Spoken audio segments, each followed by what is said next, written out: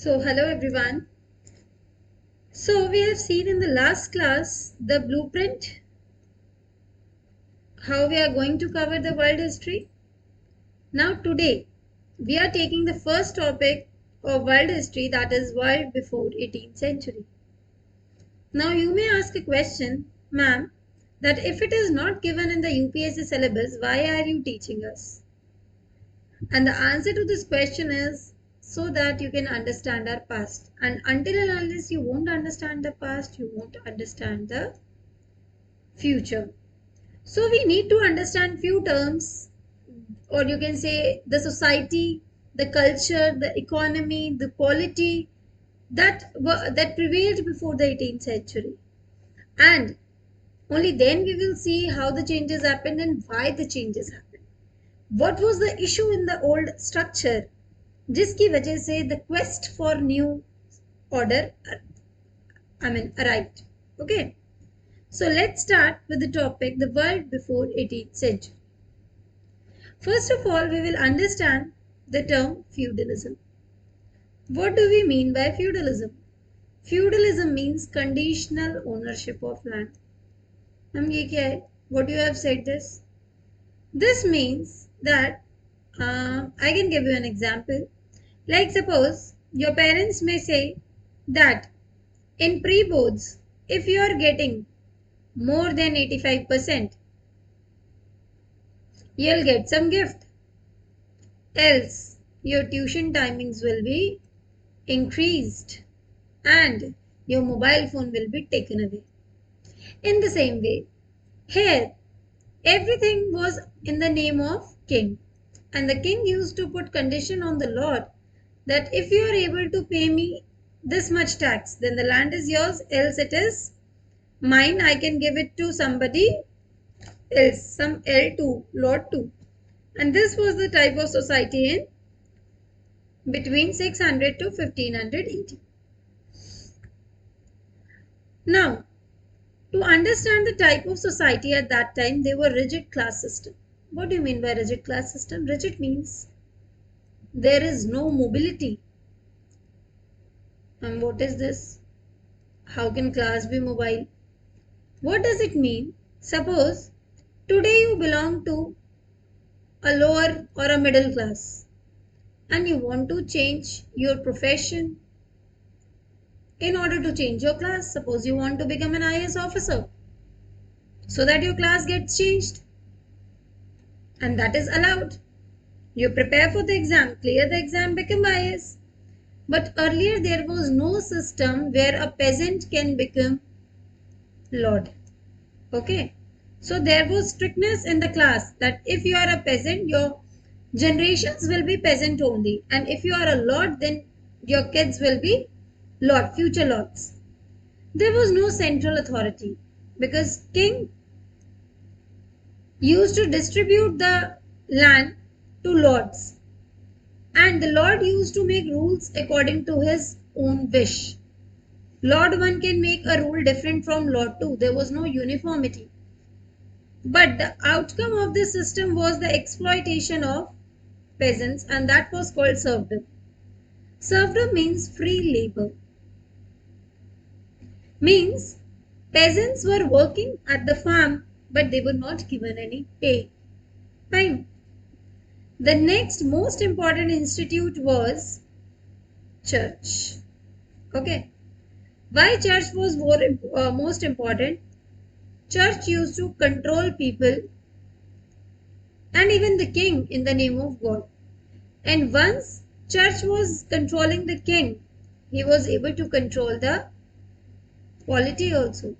So you can conclude that religion and state were not separated. Clear? Now the next question can arise that why feudalism developed? क्यों हुआ? क्यों आया feudalism? The main reason was there was no single central authority. Earlier, king was there, but as time passed, lords became more powerful as they gained money. And you know, the one who has money, the one who controls economy will have political power. So when lords became rich, they became powerful, the king became weak. And lords used to control the system. They used to control the affairs of the society.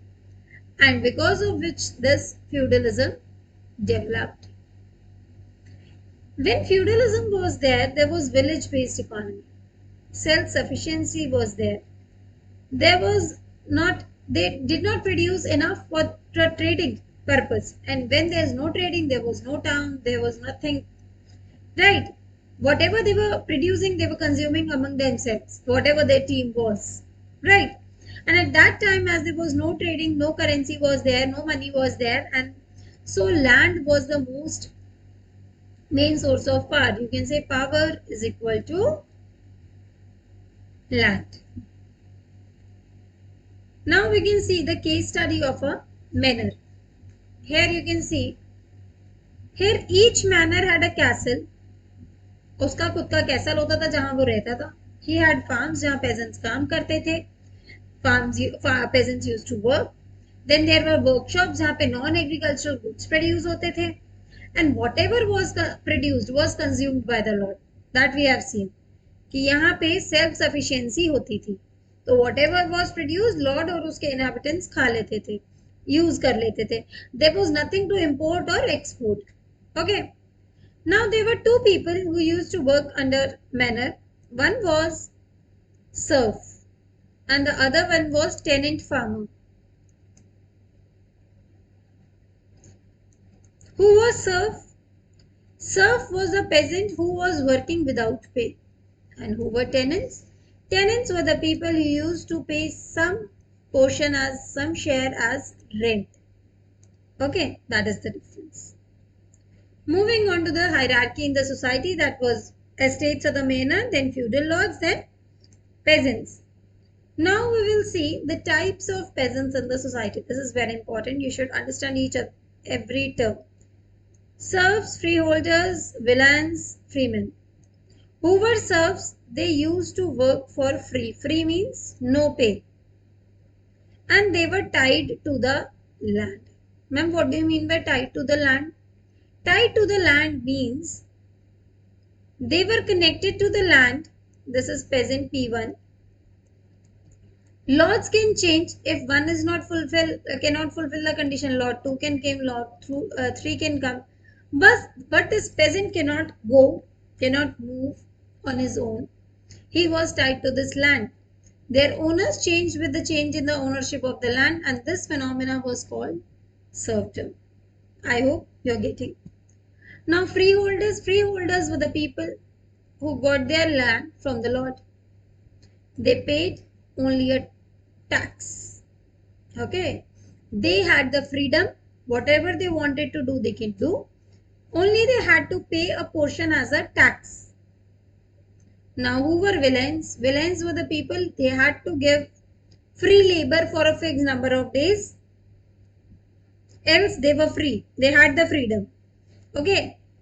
And they also paid tax. So here they had no liberty. They were not paid anything.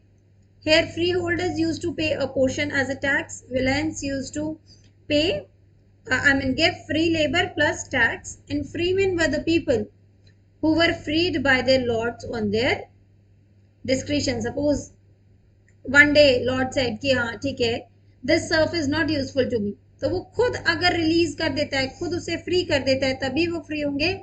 Otherwise serfs were tied to the land. Okay. Now that was the societal hierarchy. Now I am going to explain you the military hierarchy. Military hierarchy means in the top there was king. King relied on dukes and earls. Then dukes and earls called barons, and finally the actual warriors were knighthoods. This was the hierarchy, and gradually this became hereditary. When king became weak ना, तो lords अपने बच्चों को खुद ही बना देते थे lords without the permission of king. Knights अपने बच्चों को खुद ही knight बना देते थे. That was the trend. So we can conclude the topic by saying that at that time the society was divided into rigid classes. You cannot move, you cannot change your class. King did not have the real authority. Real authority was with the lords. And lords did not care about the welfare. They wanted just their own benefit. As a result, and there was no trading also, self-sufficiency was there, so there was economic stagnation. Individual entrepreneurship was absent. Okay, this type of system prevailed at that time. So in the next class, we'll be going towards church, why this institute was very important. For today's class, that's all. Thank you.